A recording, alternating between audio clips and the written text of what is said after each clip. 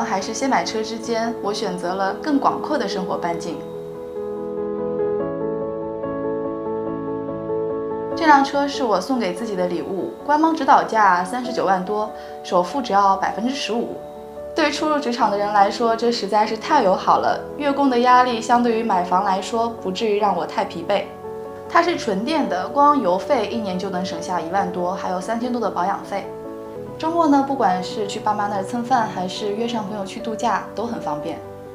而且车从某种意义上来说，就像是自己的一张名片，帅帅的颜值，智能的配置，特别是那个50米倒车循迹，太好用了，以及纯电车型所代表的可持续的理念，都符合我对一辆理想座驾的想象，都是让我幸福感加分的点。